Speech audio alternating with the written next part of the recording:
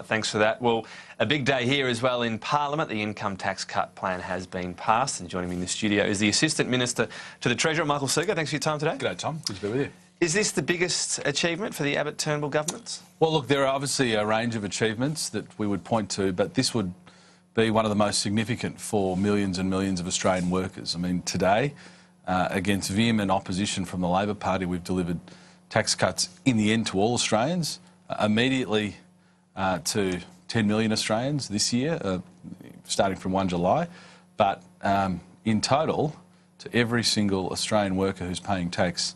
As a result of this vote today, they will get some tax relief. Some of them will get significant tax relief. All of them will get tax relief. And we've done it in the face of vehement and unprincipled opposition from the Labor Party. In terms of how this is all set up now, though, some of those at the lower end, in those middle-income areas as well, are going to get more from Labor. They're more generous with that middle and low-income tax offset, and some of them might be affected by penalty rates as well. So you wouldn't be winning over every worker. They won't get more from Labor. I mean, this is the whole point.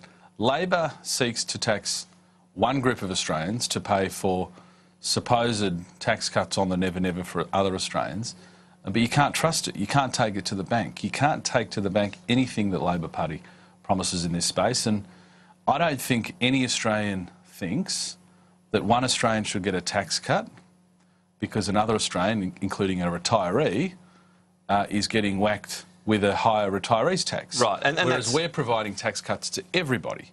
That's why I think we saw today the Senate overwhelmingly support our position, because it's a very powerful argument that makes absolute sense to anyone who isn't as ideological and who actually cares for the people who get up every day, who get on the train, who get on the bus, who drive to work, and who are the people that are ultimately funding the entire system that in the end provides the services that Australians require. And those people getting up on the bus or the train or the car, if they're on $60,000, they are better off under Labor. I mean, that's part of this debate. Not. Tom, they're not better. They're better off.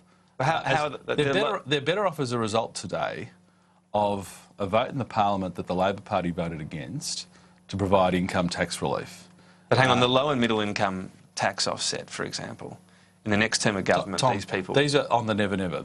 Labor's so-called policies are on the never-never. This one don't apply. But when you say never-never, this one's going to be the next term of Parliament. Let's focus on the vote we've just had. Yeah. Let's just focus on the vote that we had in the Parliament where the Labor Party voted against income tax relief for all Australians.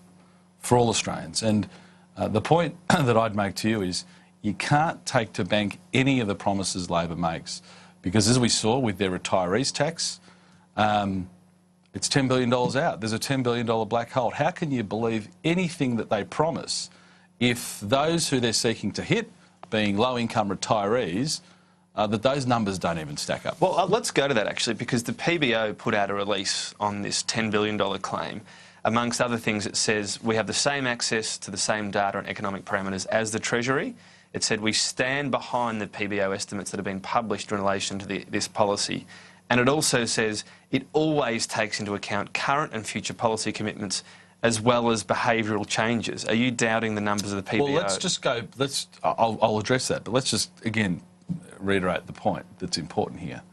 The Labor Party are fuelling their spending by hitting one group of taxpayers. Now, Chris Bowen and Bill Shorten have run around for years now saying we're going after the top end of town, we're going after the billionaires and the big multinationals and the Apples and the Googles. And when it comes to the crunch, who are the Labor Party going after? They're going after retirees, low-income retirees. They're the people they're hitting. Now, as far as the PBO goes, well, if Labor was to ever be in government, they would have to take Treasury advice in formulating their budgets. Treasury advice. But Labor's only got... Hang on. And hold on. And Chris Bowen here, when he was the Treasurer, has great form here. When Chris Bowen was Treasurer, that short and very lamentable period that he was Treasurer after the glory years of Wayne Swan, he had a $16 billion black hole in his budget. So we've seen this before from Chris Bowen. And the point is, you shouldn't be hitting low-income retirees to fund unsustainable spending in other places, and that's what we don't do. In this bill today, every single Australian who's working hard, who's paying tax, gets tax relief, and we're so pleased to have delivered it. It would have been a lot easier had the Labor Party, who was supposedly the party of the workers, supported us from the beginning. I want to get to the PBO, though, because as you said, you know, they'll have to go through Treasury. The PBO's released said that we have the same access to the same data and economic parameters sure, but that's as a the very Treasury. clear point, Tom. But are you still saying there's a $10 billion black hole? The Labor Party, in the end, if they were ever in government, have to take Treasury advice. Do you agree with that? Sure, They would have and the to take PBO Treasury says advice? they've got the same parameters as Treasury. There's a $10 billion black hole according to Treasury. Is there a problem with the PBO? Sorry? Do you trust the PBO? Well, I think on this, there would have to be questions to be asked, absolutely. So you're questioning the PBO's numbers?